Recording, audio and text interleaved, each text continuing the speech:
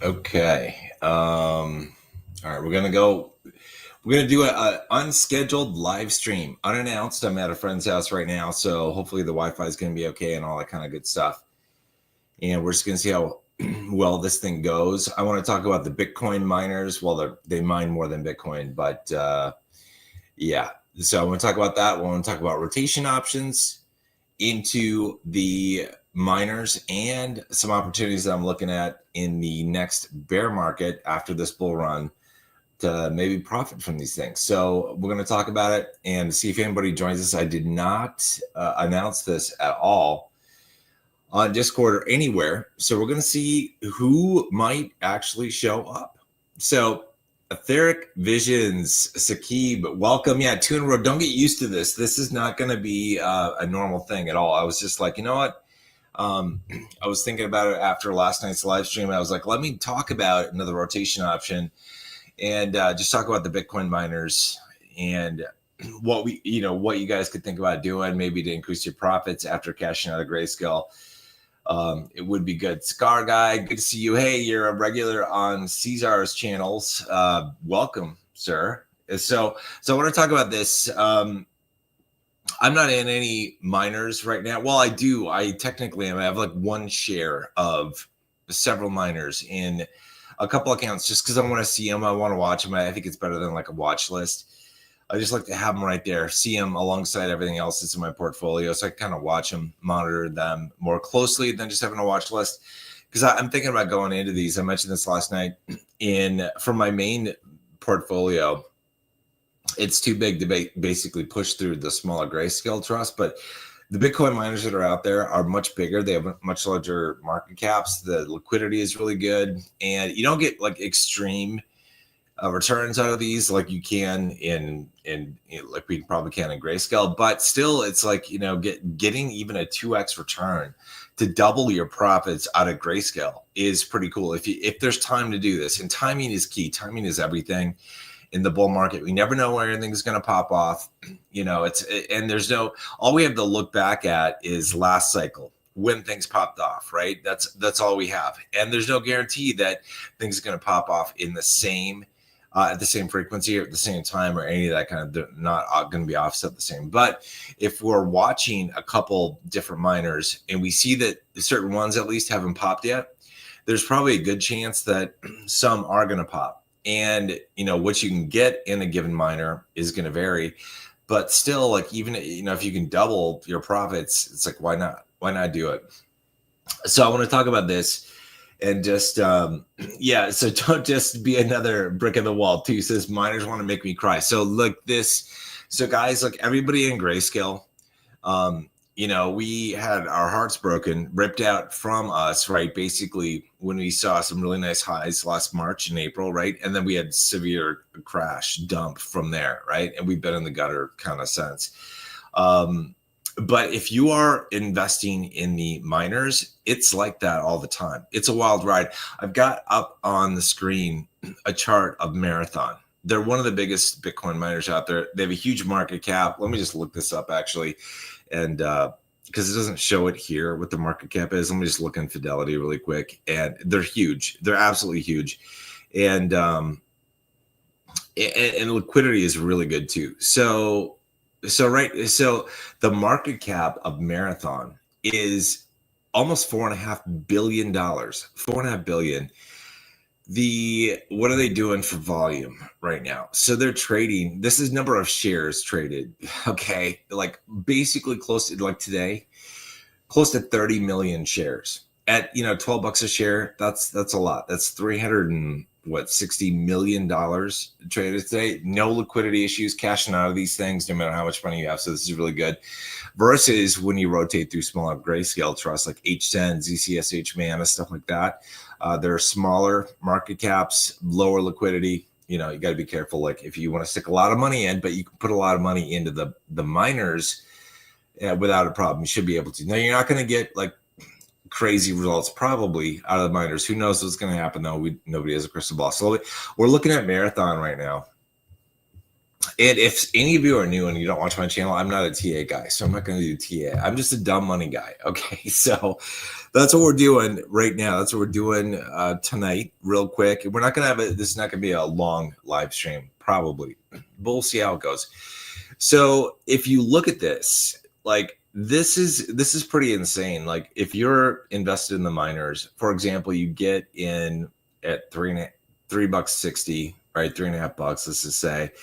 You ride it up to 18. That's like a 4 something X, right? And then you crash down to 7. Like so you're seeing a dump of 50. And then you go up and you go down. It's almost worse than Grayscale. It's almost worse than Grayscale. So you want to throw up. And a lot of people, I've watched some videos on A Cadillac Jack. So I've watched some channels like on Bitcoin miners, specifically on people who invest in them. There's a lot of frustration with a lot of people with the miners not moving too. Like there's frustration. A lot of people think that they assume that the miners are correlated to Bitcoin, the price of Bitcoin. But I look at that when I look at the charts, I don't feel like that's the case. I feel like they are more closely correlated to the altcoin market. Honestly, because if we're looking at, let's just take a look at some Marathon here when they kicked off. So if you remember, I did, I can't share multiple tabs under Chrome. It's kind of irritating me. Let's just take a look at LTCN stock, and we'll come back to Marathon in just a second. So Litecoin, LTCN took off. Let's say it really started to rocket beginning in November 2020. Right. So Bitcoin had already been doing this thing, Litecoin, and it took off basically November 1st. And then Bitcoin Cash, and then a whole shit ton of altcoins started at the end of December, beginning of January. So that was the timing. So basically November 1 of 2020. Right. So now let's go back to Marathon. And so here's where we were with Marathon November 1st. Down here, $2.40, right? So even though Bitcoin had been doing its thing, Marathon wasn't really moving. I mean, you see the little blips back here, but it wasn't really doing a whole lot, right? It wasn't until alt season came into play where it really started to take off. So if you're in here, if you had taken like a profit, like a 10x profit out of LTCN at that time, you still had time to get into Marathon. And some other miners, I'm going to show some of the miners too. But if you had done that, if you got a 10x in LTCN and then you rotated here, you bought it, let's just say you bought it at $4, right? Well, it shot up. The first peak was 49. So you're doing like a 12x. So you did a 10x in LTCN, you could potentially do a 12x right away, which your total return right there is 120x, right? Pre-tax, 120x, pretty crazy. Depends on when you cash out, right? Nobody has a crystal ball. You can't see this chart in advance. It's only available really in hindsight. So you got to make a decision when you're going to cash out. But, even a 10x return is damn good, really good.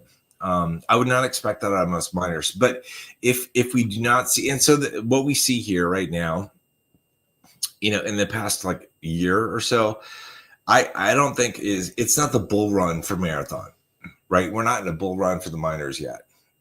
This is like the precursor. It's like the choppy waters. I think Marathon and the other miners are going to do well this cycle, probably better than they did last cycle. Okay. So what we're seeing here is not like stupendous runs right here. So we're sitting right now at like $12 for Marathon. So we could probably easily pop over for all-time high this cycle, maybe over $100. Not that you're going to get that, not that you're going to wait around and get it, but certainly getting a 5 or 10x out of Marathon, if you have time to rotate into it out of LTC and BCHG, whatever else you're in, is a good opportunity. Hey Juan, good to see you. Thanks for joining. So it's a good opportunity. And you can do pretty well. Another big one. There's a whole bunch. I've talked about these in the past, but CleanSpark is another one. So it's another really big one. And again, if we look at timing, this was right here. Right here was November 1st when LTCN took off, right? We're sitting at like $9 for CleanSpark. We had almost a full month before CleanSpark really took off. So if you got in, if you rotated on LTCN, BCHG at that time, you got it, let's just say $10, right? I mean, it's getting up to, you're almost doing a 4x there. So like CleanSpark, you know, if the history repeats or at least rhymes, I'm gonna, you know, out of my big portfolio and even my smaller portfolios, depending on what things are running or what the charts look like, probably rotate into some miners, see if I can get like even a 2x out of these guys. And the thing is, they don't all run at exactly the same time. Some of them are offset. I've talked about this. What I'll be doing is I'll release a document, some data on Discord actually for everybody to kind of reference like when the miners kicked off. And I'm just going to pull notes up on my phone here because I've got this somewhere. And let me just find it really quick because this is where I had recorded like the dates and everything kicked off last cycle, just for reference, because I wanted to see it just to get an idea about what happened. Yeah, so minor rotation. So basically at the same time, several miners kicked off. So it was like November 1st of 2020. So this is like almost a month after LTCN popped. So if we do see history repeat, perhaps, just perhaps, we'll have like a month gap or a couple of weeks gap potentially between LTCN taking off. And if you got a 10x from there, you could rotate in some of whatever you cashed out, if you have cashed everything out, into miners. So the ones that kicked off basically November 1st for the big runs were CleanSpark, Marathon, RIOT, Bitfarms, and there were 2 or 3 others as well. But those are some big ones, right? Those are some big ones. And but then there were some later running ones. So I want to take a look at BTBT, right? And the key with making as much as you can, I think, in a crypto run is using rotation, honestly, rather than sticking in a single crypto or a single stock or whatever. Because if you think about it, it's relatively easy. Those of you in native crypto know this, that it is relatively easy for us to get like a 5x return in a given crypto. It's fairly easy, right? It's much more difficult to get a 50x return, okay? But a 5x is not that difficult. So if you get a 5x in one crypto and another one that you're looking at, or maybe have a little bit in, hasn't moved yet, then I look at that and I go, good opportunity to rotate some or all of the 5x profits from crypto number 1 into crypto number 2, because it's going to should be fairly easy for, if it's a decent crypto, to get a 5x, right? Or maybe just a 3x, whatever. Let's just say a 5x, right? For math. So now you got a 5x and then you did another 5x. So this is 25x return right there. All right. And then you pop over to another crypto that hasn't popped off and maybe you get a 3x. All right. Well, now you're at a 75x and it wasn't that hard to do, right? And versus one crypto or one trust to be in to achieve a 50x, that takes some muscle, some firepower to get there, right? But it's not as challenging if you're just popping around. If you can leverage this, if there are different cryptos that pop off at different times, if there are different miners that pop off at different times, different trusts, all that kind of stuff, you can do this, right? And so I've got a spreadsheet I put together for myself, and it's kind of based off of what happened last cycle. And there are no guarantees this cycle, right? I know that there are a bunch of, variables. We don't know when things are going to kick off, but assuming things kick off at different times, you can exploit that. I intend to do that as much as I possibly can in my Roth, my son's Roth, and my son's UTMA. Right. In my main portfolio, it's too big. I can't run through a bunch of smaller trusts, but I can go from LTC and BCHG into miners because they're big market caps, good liquidity, like I said. So that's kind of what I'm shooting for. I want to come back. I talked about BTBT. All right. So this is the other miners that I talked about, like CleanSpark, Marathon. They kicked off like November 1st, or was it? And let me go back because hold on. Like, when did CleanSpark kick off? No, basically December 1st. So there's a 1 month gap. 1 month gap, right? So that's important. The gap is really important. If you need a gap to be able to rotate, to get out of one trust, one stock, one ETF, one crypto to go to the next thing, right? You need a gap. But BTBT was interesting because it did not kick off until a month later. So CleanSpark Marathon kicked off basically December 1st, and BTBT didn't kick off until Christmas Eve. You have almost a month. You got 3+ weeks of a gap there. That's huge. Now in this, so these aren't like incredible returns, right? So if you're getting in here, like let's just say $5, just for some easy math here, and you're maybe able to cash out at 17, maybe somewhere in here, let's just say you cash out like 17. So like you're getting like a 3x or so. That is still damn good to take your profits. Let's say you were able to get like a 10x, right? From early shares, you cash out well, even let's say you get a 5x out of LTC and BCHG, right? And from here, right? And you're just like, I'm going to cash out a couple shares early. And then you rotate to CleanSpark and you get like a 2 or 3x pretty quickly, right? So let's say you do 3x in that second rotation. Now you're up to 15x. And then you rotate, if BTBT or something else hasn't popped yet, you rotate into BTBT. If you were to get a 3x again, now you're up to a 45x. All right, now you're up to 45x. This is, and we're not done here. We're not done with miners. And after miners, there are inverse funds, which I talked about last night. I think you can just make a ton of money if you just pay attention to the assets that are out there that are available. And if they haven't popped off, leverage them, especially the bigger ones. Why not? I wouldn't put all of my profits into BTBT or any given miner. I would spread it out over multiple miners, okay? And you might not want to put everything on the line in terms of rotation, but if you want to just go completely, balls out on rotation, you could do that. And that's kind of what I plan on doing in my Roth, my son's Roth. I'm just going to try it, see what happens. So one of the things we have BTBT was next. It was one of the big ones that was next. Again, basically Christmas Eve, right? End of December. Okay, so next one that was up happened a month later. This is Canaan. So Canaan isn't technically a mining company. They produce mining equipment. But look back here. So this kicked off at the end of January. That means you had a month gap between BTBT. If you got a 3x return in BTBT and you got the hell out, you cashed out, and then you put it into Canaan. Well, Canaan went from like $4.50 up to, let's just say you cashed out at like 22. So that you're getting like a 4x right there.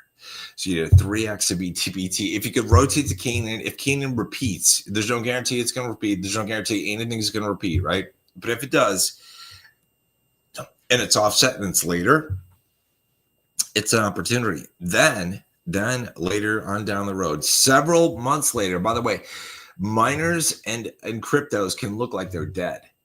Like they're dead. Like all the altcoins are running, all the miners except one or two, and they look like they're dead. We've had cycles where, like, I think it was the last cycle, it was either Shiba or Mana or something else ran super late. It was almost like if you were in it, you were probably like, is anything going to happen with my crypto?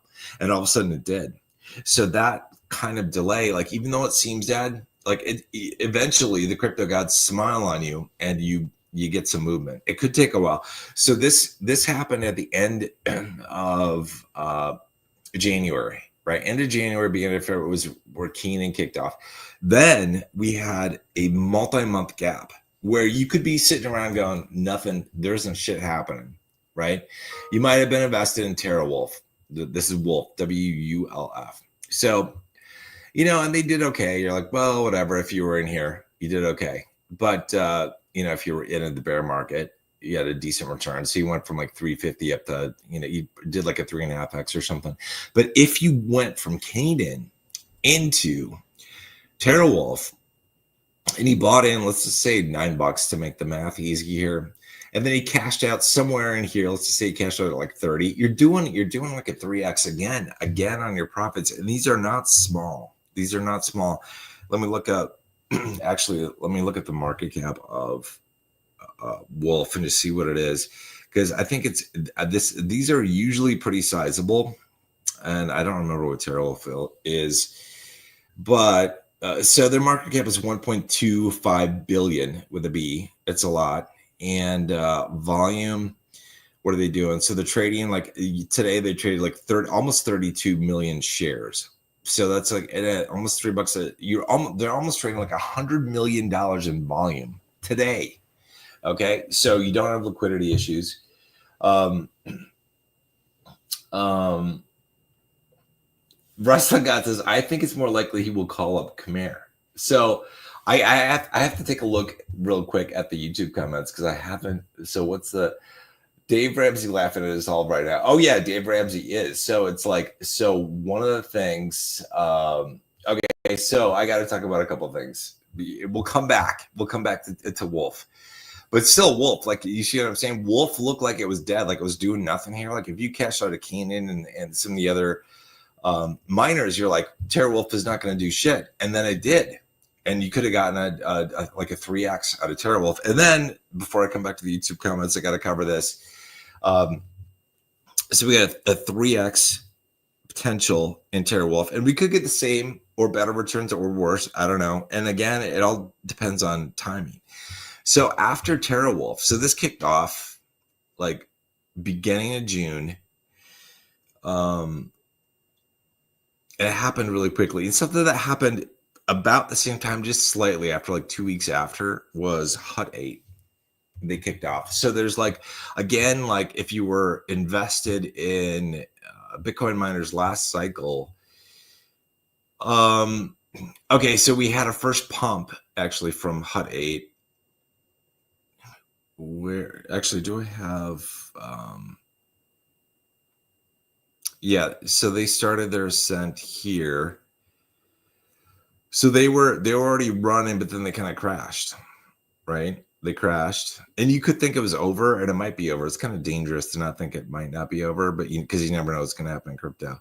But then they pulled, basically, they went from, let's just say it was $20 up to 70. So you could even get potentially a 3x there. So who knows what's going to happen? There is, I want to talk about this before I get the YouTube comments here. There is the WGMI is Bitcoin miners ETF. I don't think I've looked into like what miners they have in their ETF. They probably have most of them. This is an ETF that kind of encapsulates several of them together. So you could get into this as well. Although one thing I don't like about these ETFs that group a bunch of things together is that you can't as easily, in my opinion, take advantage of the fact that certain ETFs, certain stocks, certain trusts, etc., kick off at different times. Because this is just like an amalgamation of everything. So it is an option to get into, right? It is an option. So I'm gonna look at the YouTube comments here. So I got to check this out. So Wrestling God says, I think it's more like he will call Khmer. So do you think you would become a billionaire? Do you think you would become a billionaire and call it the Ramsey Show? I'm going to be a billionaire someday. I would probably say if I were a betting person, and I'm not really, kind of am, but I don't gamble or anything except in the market, right? But maybe after next cycle. I don't think it's going to happen this cycle. Honestly, I don't think it's going to happen. I don't think it's feasible, especially since LTCN, we got a looming ETF. I don't know when that's going to happen. I don't know. I wouldn't say it would be. And honestly, I'm okay with it waiting another 5 years or more, because it's a shit ton of money to have to move around. And I need to get used to that. So, but if I did, I would probably call in to the Ramsey Show. Because Dave Ramsey, he's had a lot of good advice. I learned from him when I was younger and I was paying off debt. He's got a lot of good advice, but he's anti-crypto. So I'm going to call him up someday. And if he's still around, still like answering the phone and stuff, I'm going to tell him I made my money in crypto. So, yeah, crypto, Rimo, yeah, Dave is laughing at all of us. Dave, I don't blame Dave, though. He's trying to help people. He kind of steers people towards mutual funds, right? To get like, according to what he says, like a close to 10% per year, kind of like an index fund, like the word VGT. I don't think he's ever said like what mutual funds he's talking about, but yeah, no.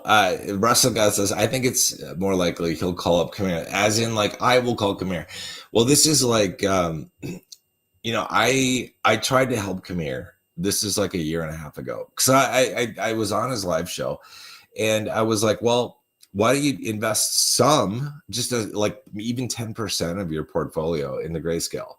Because if it does 10x, 20x, 40x, 50x, whatever, it can increase the size of your dividend portfolio. and he was still against it because he still is on this thing where the only thing that matters is income, right? Dividends, distributions, just income. And that to me, it's like I understand where he's coming from, but to me, it's like a paycheck mentality, like where you have to get paid every week or every month, because he's in weekly funds and monthly funds. And he said repeatedly that's really important for him to get paid on a regular basis, right? So it's paycheck mentality.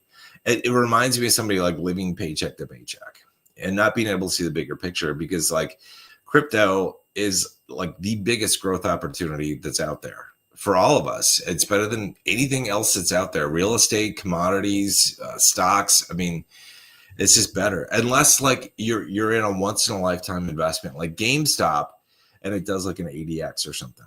But that doesn't happen very often. That's the stuff they make movies about. That doesn't happen, right? But crypto, it happens on a regular basis, and you can achieve that, especially when you do rotation through different things. So Kermit says buy MicroStrategy and MSTU and leave that garbage Grayscale behind. Well, I don't see that. I don't mind. So I understand why people call Grayscale garbage, because if you look at the chart, it looks dead. It absolutely looks dead. It does. And let me, so let's just switch to that. Let's take a look at that. Let's take a look and see, because it looks pretty sad. It looks pretty sad. Let's take a look at LTCN. It looks sad. Like, this is really sad, right? This is sad. It makes you want to cry. But it's like the minor prices were even more volatile, I feel like, than Grayscale, just like up and down all the time. And just if you want to throw up in crypto, I feel like you should get into the miners, because it looks like to me like they would make you want to throw up probably even more than Grayscale, and probably be very frustrating, because every month you feel like they're taking off. So or every couple of months. I mean, let's just take a look at the past year. So like you're going from 19 to 20. I mean, it's just like it's a rocky road. It's a rocky road. Let's take a look at LTCN. LTCN is mostly downhill over the past year. Yeah, that's kind of that reminds me. This looks like, honestly, the stock chart of Clip and Tesla. So this is. So that's Clip. This is the multi-year. This is I should put out a public service announcement video again. It's been like a year and a half since I did this. I'm like, Clip is such a shitty investment. How's Tesla doing? I haven't looked at Tesla in a long time.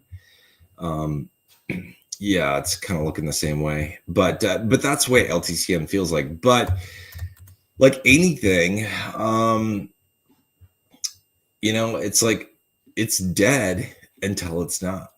Right. And I talked about this in last night's live stream, where if you look at, let's just go to coin market cap. Let's just go there.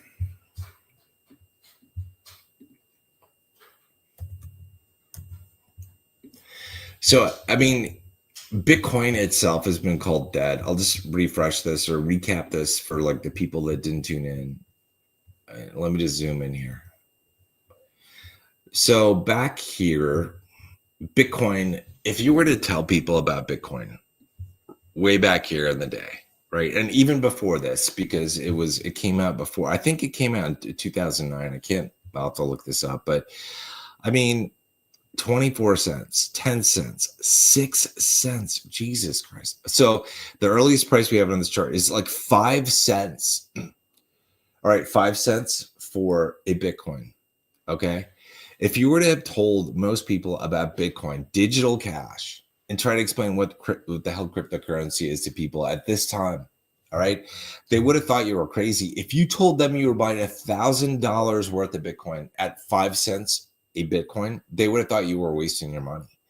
I mean, okay, let's do a math. This will be fun. $1,000, you're able to buy 20,000 BTC. All right, 20,000 times, what are we? Let's just say 70,000. We're at 80,000 right now. That is, let me count the zeros. That is $1.6 billion. Okay. So if you had bought $1,000 of Bitcoin back here when it was 5 cents, just $1,000, beg, borrow, or steal $1,000, and you put it into this shit coin called Bitcoin back in 2010, you would now have 1.6 billion with a B dollars worth of Bitcoin. How does that feel? If people say it's tough to become a billionaire, you know they're going to come out with something probably in our lifetime other than cryptocurrency that's going to have this opportunity. And I hope, that we all find out what it is when they come out with it. But yeah, I'm sure it was called dead. And so I'm sure back here, like when it was at 84 cents and it mooned to $25 and then crashed to 260, people said it was dead, right? And then people said the same thing after this pump and dump, right? Because that's what it is, pump and dump, right? And then there was another one, a pump and a dump, and they said it was dead. And then, then they said it again, pump and dump, it's dead, it's never going to come back. And here we are. And so history, it's just going to repeat again. It's just going to repeat. So Juan asks a question, can you make a list of rotation order that you could possibly make money? So I've shared this. I think I've shared this on Discord. I've made videos about this. What I'm going to do is I'll post a document on Discord in the coming weeks, like what my plan is, what happened in the past. All right. That's all I can say is what happened in the past, because I don't know what's going to happen this time. I don't know when things are going to kick off. I mean, our worst case scenario is everything, miners, altcoins, everything pops off at the same time, because then there is no option for rotation. But I doubt that's going to happen. I doubt that everything will pop off at the same time. And when things pop off differently at different times, that's when you can leverage that and you can make a lot of money. And as long as you don't go into things that are low liquidity, that still stand a chance and a pretty good chance of going up instead of going down, then you should be good. But there's risk in everything. Every move you make has risk, right? So it's when I do rotation, I'll do videos on it, like what I'm doing. I'm going to be very upfront with people and say, do not follow me. This is full of risk. Here's some of the risks. Don't lose money. All that kind of stuff. So, yeah. So the BitO Pro Shares looks decent. Let me just bring up BitO here. Let's go to, this is the first time I'm using StreamYard on Discord, or not Discord, on Chrome. I was using it on Firefox last time. I used it on Chrome tonight, and I cannot share multiple tabs. So I could on Firefox, but then Firefox would not share audio. Chrome apparently allows you to share audio, but I think I'm going to use Firefox in the future. It's just a pain in the ass to have to use one tab for anything or everything. So BitO is this. This is a Bitcoin ETF. So the Bitcoin ETFs, the nice thing about these, I'm going to get into these next cycle. There's huge liquidity. Yeah, I mean, you don't have any problems with liquidity here at all. Yeah. Okay, so it does. Angela says it does look sad. That's why, when people say zoom out, it doesn't make sense to me. The chart as it stands now doesn't look good. I get it.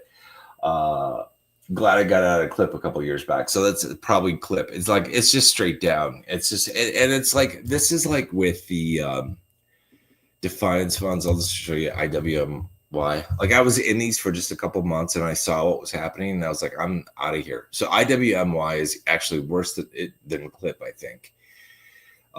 It's really bad. And people feel like they're getting a distribution, like they're getting a good deal. And I run the numbers and it would not work for me. David says, David Jackson says, how did you even buy Bitcoin in 2009?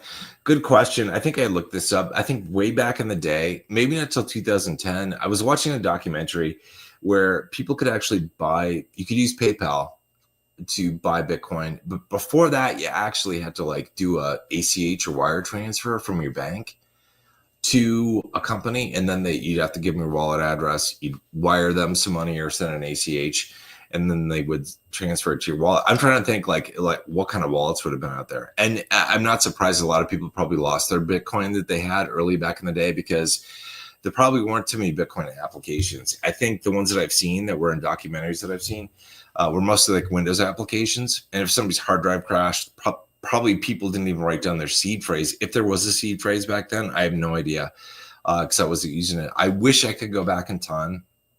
Obviously, we all do. And also back then, like you could set up a decent computer. It doesn't need to be a supercomputer. You could mine your own Bitcoin, because it was a lot easier back then. You can't do that now. You got a professional mining rig and all that kind of stuff. So yeah, Juan, I will put a list on a Discord. Give me like maybe next week. I'll do this. I'm taking some vacation next week, so I'll probably do it in some downtime. I'll put it together. Yeah, Angela, good to see you again too. Join Jen. Welcome, Jen. She says, successful crypto investors don't panic like most of the crowd. Crypto is volatile, but that is how we make 40x or higher. Yeah, crypto flushes out the impatient people, sell and move on, right? So this is it. Like, if you look at, I mean, it's so beautiful. Like, crypto is just so beautiful. Like, I'm so excited. I can't wait till things get started. I'm very frustrated like everybody. But let me just look at last cycle. Shiba and Mana, Decentraland, because these things one of these ran late. I forget. So this ran late. Shiba ran late, man. So like most of the altcoins popped off like January of 2021, 9 months before Shiba did. So if you're in Shiba, like if you rotated to Shiba here at 706, and then even if you didn't catch this high, but you cashed out here at 50, you still did 100x. You did is that 100x? I think so, because it goes from 705. I think you did 100x right there if you had rotated into Shiba. And then even if you hadn't been in to experience that 100x run up, and you got in here, it was 509. So let's just say that's 401. Let's say you didn't cash out at the peak, but you cashed out like around here. You're still doing like a 3x. If you're cashing out sometime in here, you're getting at least a 3x. So you did really good. So this is an example. And look at how dead Shiba's going to look, right? And then it spikes like huge. That's a 100x move. Again, like just to verify this is, so we had 701 on the price. Let me just zoom in so you guys can see this. Maybe not that much, except all cookies get on my face. So hopefully you can see this ticker, and let me get my face out of here so you can just see the screen. How do I do this? So this is, again, 705 right here. If you got in here, and we're even in here in this range, you're at 507. Let's just say 505. That you're removing 2 zeros. That's a 100x move.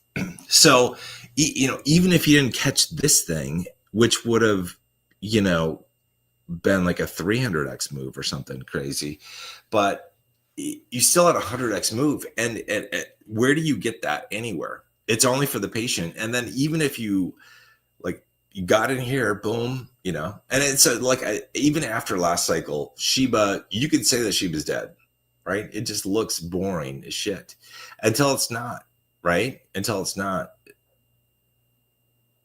So we did like a 3.5x or so. That was like a 3.5x pop. That's really good. I mean, you just have to be patient to catch it, and you don't even need to be patient that long. So even if you had gotten it back here, This was 2022, like June. And you only have to wait a year and a half to get a 3.5x. That's way better. Just think about like how little in comparison, like how little your portfolio would grow if you were in like an index fund like VU or VGT or in something else, right? But you did a 3.5x basically. If you just were patient, you didn't even DCA in, maybe you dumped everything in right here, or you DCA'd in, right? But whatever you did, you got a 3.5x, and it's really good. So this is a late mover. Last cycle, it might not be a late mover this cycle. So this is where, just because Shiba was a late mover last cycle, man, is not a guarantee. This applies to miners, native crypto, trust, everything that's crypto related. Just because it happened one way last cycle does not mean it's going to happen this cycle. I mean, generally some things you can expect, like you can expect mid cap cryptos like Litecoin, Bitcoin Cash, Stellar to probably move before the bulk of the altcoins, right? But then most of the altcoins are going to move together, but not all of them. So this is one of the reasons I'm in multiple altcoins, right? In my native crypto portfolio, I've got a couple dozen. Because what I want to do is when I get like a somewhere between like a 3x and a 7x from where we are right now, I'm going to rotate probably. Probably at least a 5x from where we are right now. We'll see. I'll rotate out either most, some, or all of the profits out of that crypto that just did a 3x to a 7x, right? And then I'll move it into one of my other cryptos that has not moved yet. Or I'll spread it out into the cryptos that haven't moved yet. Because eventually they're going to move. And they don't even need to be moonshot. They don't need to be like 100x potentials. Because if I just get a 3x here and a 3x there, and a 3x there and a 3x there, I do that a couple times. It's pretty crazy because 3 times 3 is 9, times 3 is 27, times 3 is what? 60, 81, right? So by the time you get to 4 3s, it's 81. So, and if you can pop around 3 times, that's pretty crazy. So let me just go to Google. Let the Google calculate this. So 3 to the 4 is 81. I was correct in that head math. So if you have a chance to do 5 rotations and you just get a 3x return, look at that shit. That's crazy. So for example, on this, if you were in LTCN and got a 3x, and people would think you're crazy for cashing out of LTCN at a 3x, and if BCHC hasn't moved, if I get a 3x in my Roth from where we are in LTCN and BCHC hasn't moved, I'm moving that shit into BCHC because I know how this math works, right? If I get a 3x in LTCN and BCHC hasn't moved, I'm moving that shit into BCHC to try to hopefully catch like a 3x. Now I've achieved the 9x. And then I'm going to move my ass into like HN, Mana, FileG, and the other trusts that are available, probably in Grayscale. And see if I can get a 3x, 1 or 2. If I get 2 more, then I'm up into a power of 4, right? If I'm able to do LTCN to BCHG, that's 1 move. BCHG to like HN, for example, that's move 2. But that's if HN moves, then I can move into Mana. Like that's 4 moves total, 4 cryptos. And if I just get a 3x of each, I will get an 81x return. If I'm able to pop into then a miner, a Bitcoin miner, and I get a 3x, just even one of them, and I get a 5x, that will be I think the 6th move, right? Look at that return, 729. Now, if I take that, and let's say let me calculate this again. We got one LTCN to BCHG. If we're lucky, I don't know if that'll happen, and then go into HN, and then maybe ETCG, and 1, 2, 3, 4, right? So we got that for like Grayscale Trust, and then I go into a miner, right? So that's 3 to the 5th. All right, that's 200 into a miner, right? And then if I get a 1.5, I think I can do better than this by investing in inverse funds, like the inverse of MicroStrategy, of Coinbase, Bitcoin, Ethereum, inverse funds I talked about last night, then it's potentially a 364x return. Not bad. Not bad at all. So that's kind of the game plan. Like it's all math. This is why like I don't want to, I'm not going to do this in my main portfolio, my big portfolio. I cannot shove a bunch of money through smaller trusts. It's not going to work. So I can't do this. So I'm going to reverse DCA out of my big portfolio, but in my Roth, which is much smaller, and in my son's Roth, which is very small, which is like a 6,800 or something in it. And my son's UTMA, I'm going to go full bore on rotation, because as long as the opportunities look like they're present, like this is basic math. This is not that impressive. Like to get a 3x on something is not impressive, right? But it's when you chain them together. If I get a 4 of them consecutively, I've still achieved an 81x.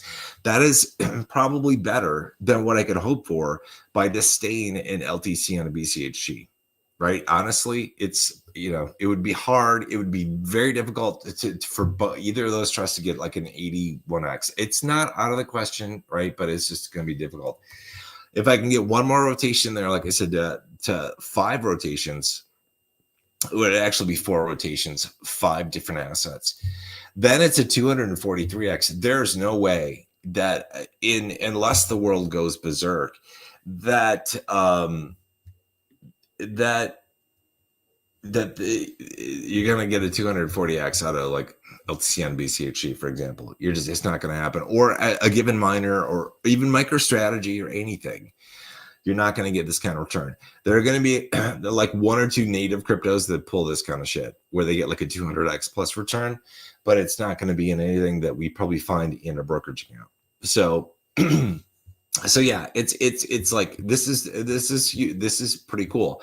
And then, like I said, on top of this, if you take this, if you're able to achieve that, like just get a 3x in 5 consecutive assets that you move your money around, and then you also go into a miner, and you just get a 50%, like an inverse, not a miner, but an inverse MicroStrategy, and it's a 2x leverage, which you should be able to actually.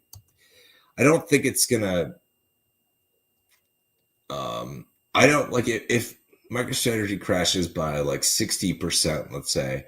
A 2x inverse would give you maximum 120% increase. So I don't think it's going to meet that target, though. So I'm just being really conservative here. So like, again, that's the kind of return you're looking at, like a 365x return. So this is how I intend to do it. I don't, it all depends on like rotation, but I like the miners because you can use it for big portfolios. So you can use them for big portfolios, and Marathon, of the miners that I've looked at, had one of the best returns. Like if based on timing, right? Based on timing, like if you were an LTCN, right, you had time to cash out, maybe get in at like $9 or something, or even $10, and then you reasonably cash out, probably with like a 4x. If you got lucky, you could cash out with like a 7x, but pretty good return. So I like the miners. If they aren't running, if we aren't seeing like big mountain peaks, if they don't look like they've gone on the run, I'm going to go into them. But there's risk too, because you never know what's going to happen with the miners. Miners are like anybody. They're companies. Like they're different than crypto. So crypto's not a given crypto isn't going to go bankrupt. Crappy cryptos essentially do. They just disappear, right? But I mean, single companies can go bankrupt. I doubt very much these companies would go bankrupt. I doubt it, at least anytime soon. But yeah. So hold on a second. I gotta see. How did I do this? Okay. So how do I do this? Okay, there we go. So David says, what's the most dollars that you rotate in a Mana, FileG, HSEN, etc.? Okay, so that's a really good question.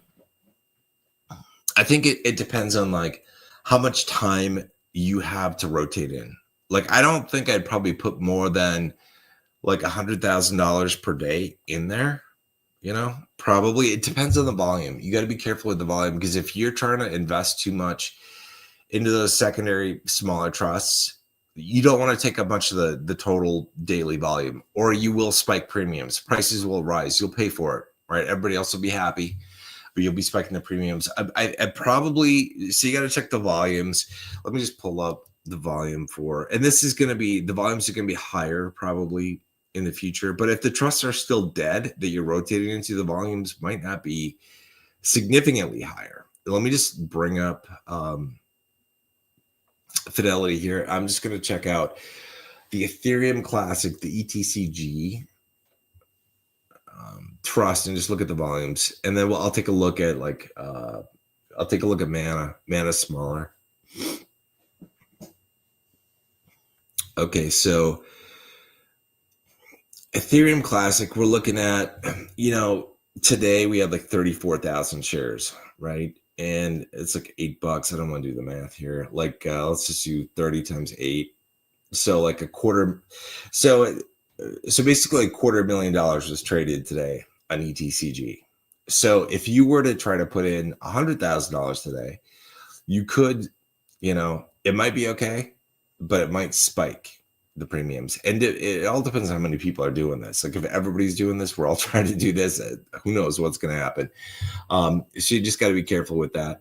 Mana is going to be smaller. Let me take a look at Mana. And so like for me, I've got some Mana that I just went into slowly over time. Like I didn't put in more than like $10,000 per day because it's much smaller. So Mana, much smaller volume, right? Like 17,000 shares traded today. Well, let's just take a look at the 10-day average or the 90-day average. This is probably better.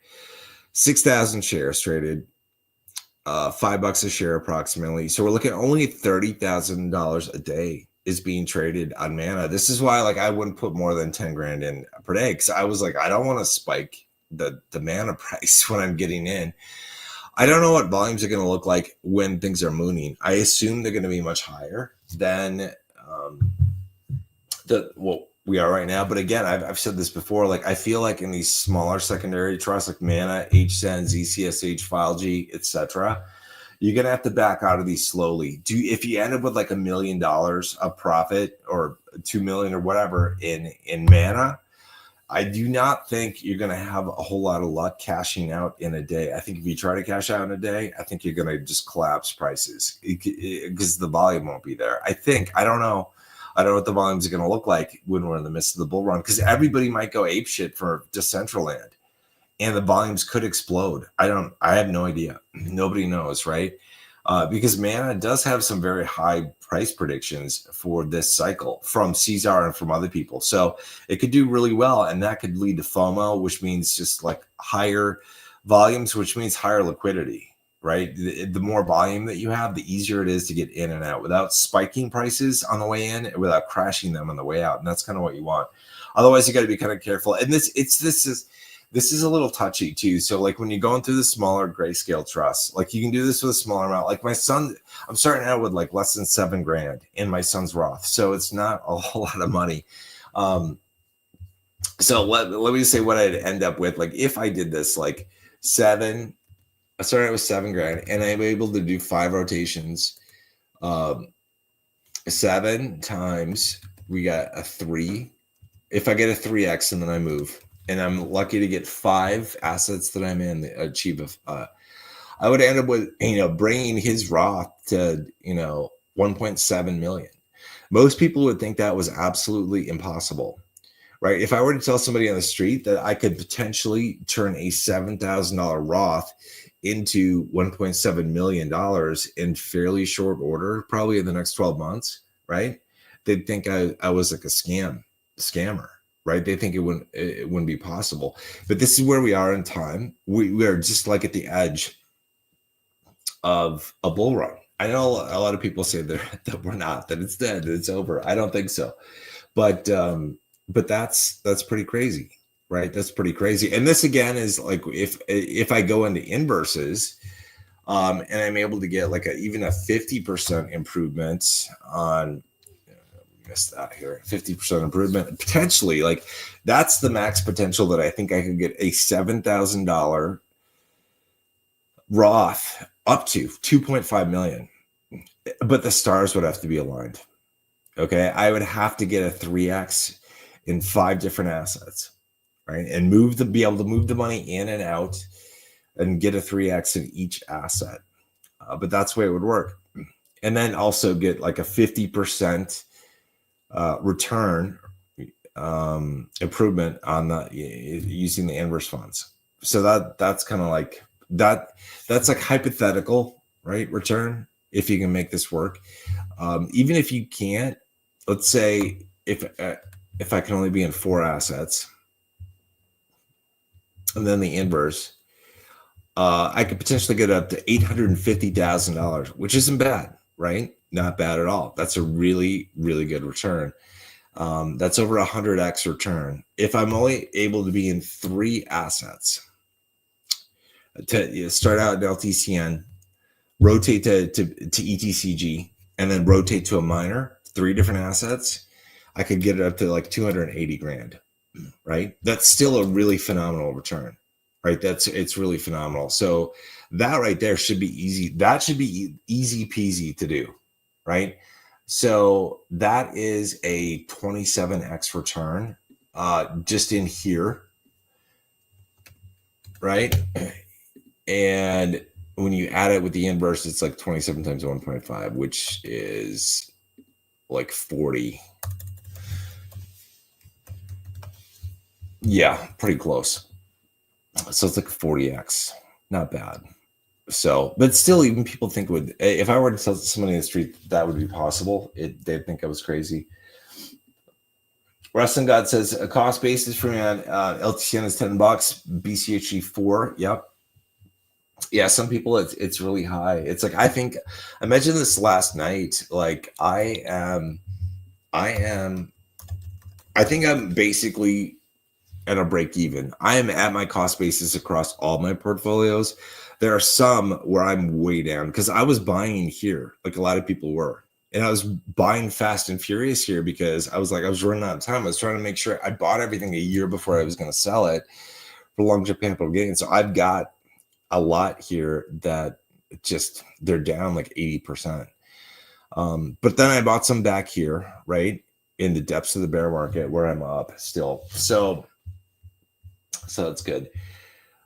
Shortstop says, hopefully we still get good premiums before the ETF conversion. Yeah, I hope so. I hope we have time for that. None of us knows when it's going to happen. Hopefully there would still be time for some good premiums on LTCN. We should still have them on BCHG and other trusts, except for ETCG. I don't think it's ever had a premium during the last cycle. If it did, it barely popped above it for a very short time. It's always been basically at a discount, even when it's Ethereum Classic was running. So just keep that in mind with ETCG. So Shortstop Dog says, Ethan, I still have a bald head fetish. All right, that is, I'm Mr. Clean. I'm Lex Luthor. I'm just pick your favorite bald headed guy. Although technically, are you bald? Like if you still grow hair and choose to shave it, right? I don't know. I mean, yes, I guess, because most people who are bald, it's like I can tell they shave it. I'm not technically, unable to grow hair. It's just that if I were to grow hair, my hairline has receded to up here, and I'm not a fan of it. So, Rustin God said November 2023 to February 2024 is when he bought most of mine. Yep, cool. So this is like so let's say LTCN, for example. Like say there are people that are basically only in LTCN, like they were LTCN maxis, didn't diversify, go into BCHG or anything else, right?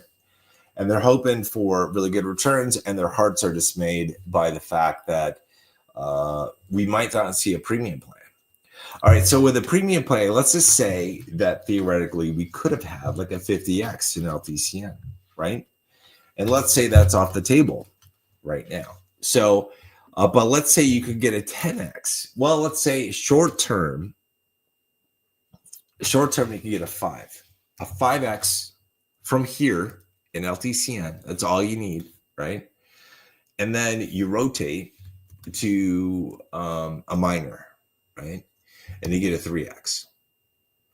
All right. Now you're at a 15x. And then you rotate to another miner that hasn't popped off, or maybe back to Ethereum Classic if that hasn't popped off, if that trust hasn't run yet. And you're able to get another 3. Right there with just 3 moves, or not 2 moves. It's 3 assets, 2 moves. Technically, it's the 3rd move at the end because you're cashing out. But you got a 45x right there. So you're getting close to it. So this is just like, it just depends on your risk tolerance, what you want to do. We all do rotation. Some people just rotate to cash. Some people just rotate to index funds. Some people rotate to, whatever. But everybody does rotation, right? It depends on what you want to go into next. And so I would just urge you all to do research on what you want to go into next, if you do want to do that, because you don't want to go heavy into a small trust like FileG, for example, and find out that it's not liquid. You can't get out of there. You don't want to do that because that would ruin your profits. You don't want to do that.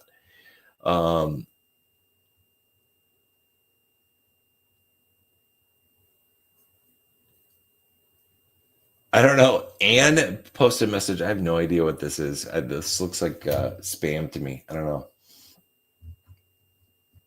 All right. I think, I don't know if I missed questions. We'll just go through YouTube really quick and just answer anything if I missed it. I don't think so. I think that's it. So I think, like I said, I think we're just going to end it here. We'll have a short live stream. But Marathon, CleanSpark, RIOT, Hut 8, there's several of them. I'll make a list. I'll put it on Discord. I think they're good options to rotate to. Not financial advice as always, but I look at them and I go, I'm going to definitely do, this is basically the only option I have out of my big portfolio for rotation, right? There's nowhere else I can really go that has a potential for like a 2x or 3x return. I can rotate it into index funds, but they're not going to do shit for me in comparison to what these things could do. Marathon, CleanSpark, RIOT, Hut 8, others have potential to do a lot more. And especially if you can daisy chain them together. Like if Marathon and RIOT don't move at the same time and you get a couple of weeks between them and you can get a 2 or 3x in one of them before you move to the next, is very, very powerful. And that's how, I don't know, it's math. And this actually, like, I'm going to use the same strategy in my native crypto portfolio. And try to amp that up too. Join Jen says most people shouldn't do rotation. Take your profits and move on. So this is a good point too. So it's like, it depends. So to do rotation, I would say this, like, you have to do your research. Like, make sure what you're getting into has a high enough market cap or you're not going to get trapped, has a big enough liquidity, right? And that you are relatively certain it's going to do well and not dump on you, because you don't want to take a profit of, like, say, 100 grand, stick it into something that's going to lose 50% of its value. So you have to do research, and then you have to stay on top of what's happening in the market. A lot of people are very passive investors. Hopefully you guys aren't. But if you're doing rotation, if you really want to do rotation and try to maximize things, you have to, like, every day, you have to watch what's going on. So you got to watch what's going on. And that's yeah. And Join Jen says greed implodes wealth. So you got to know when to cut it and say, that's enough. We're done. Don't try to, like, become a billionaire with $1,000 like in one run. It's not going to happen. But you can still get, I think, with rotation, a 100x, a 200x. It's not that difficult. It's really isn't. If you're popping around, like I said, if you're getting a 3x and you're putting it into 4 different assets, it's not that difficult to get close to 100x. Or you can get an 81x with 4 different assets. And then if you get a 50% a boost by going to the inverse MicroStrategy and stuff, you're over 100x.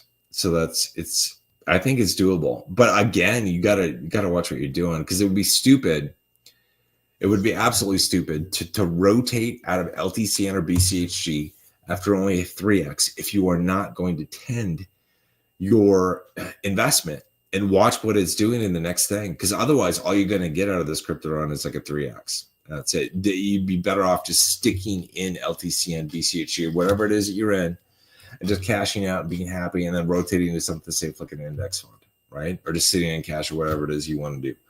So, yeah, and Jen had another thing too, very smart. So with taxes, like unless you're in an IRA, you're tax free.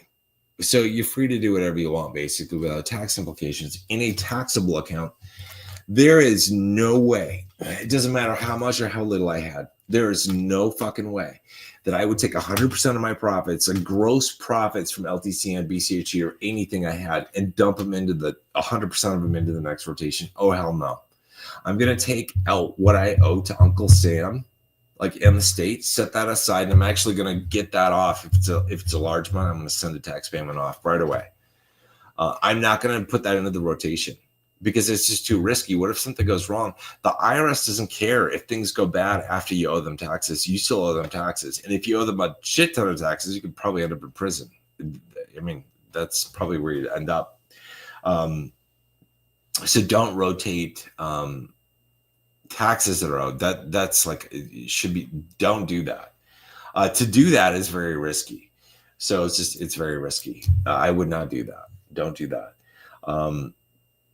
Yeah. So in crypto, Rimo says, or just rotate a small part of the profits. Yeah. So this is good too. It's like, so let's say you have a $10,000 investment and it does a 10x, right? It goes up to 100 grand and you cash out, you pay some taxes, right? And maybe you're left over. Let's say you were paying short-term cap gains and you highest tax bracket, let's say you walked away with like 50 grand, right? So you did a 5x after taxes. I think that's like worst case scenario for a lot of people, but you could say, well, you started out with 10 grand investment, you ended up with 50 after taxes. You could say, well, I'm gonna take 10 grand of that, or one fifth of that, 20% of the end result, the net profit, and use that for rotation.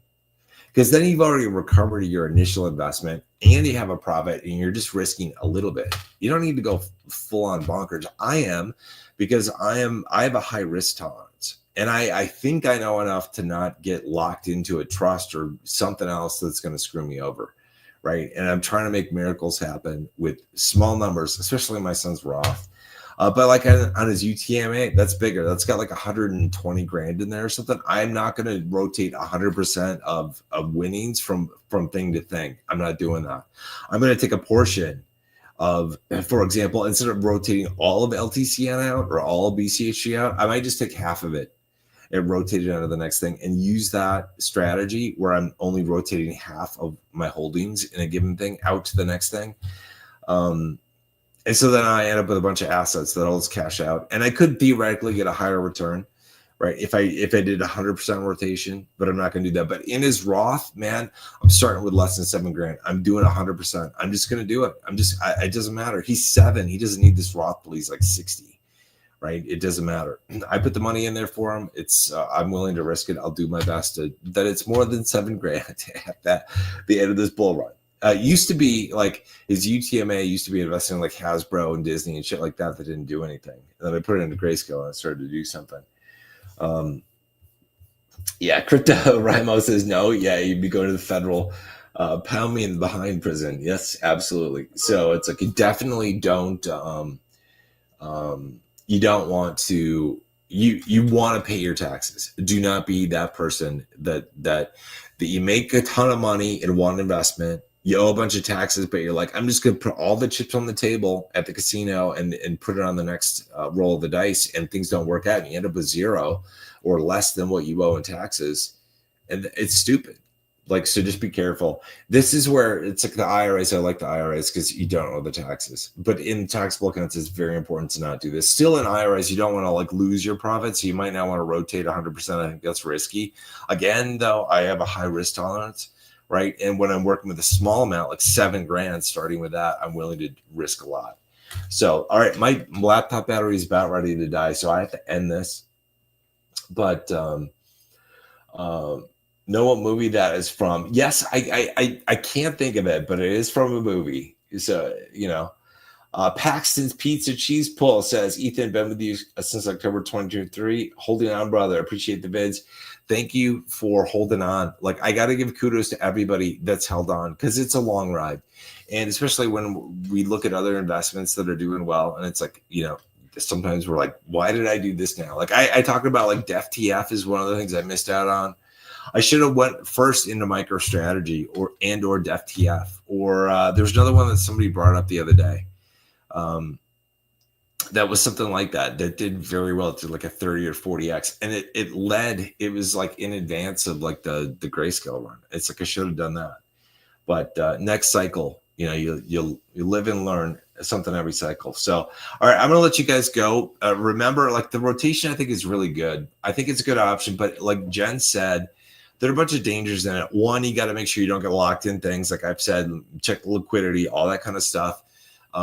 You don't want to rotate anything that you owe in taxes. I wouldn't rotate 100%. I'm going to do that. That's me. I'm crazy. I'm going to do that only in my son's Roth and maybe my Roth too. I might do that, but not in his UTMA. No, I'm not going to do that in his UTMA. And I certainly would never do that in my main portfolio. That's stupid.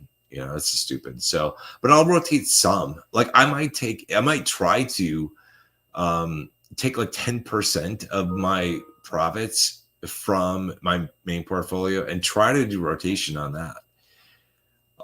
First priority is paying taxes and then rotating some. I might say 10% of my profits are just gambling money, essentially, see what I could do in rotation.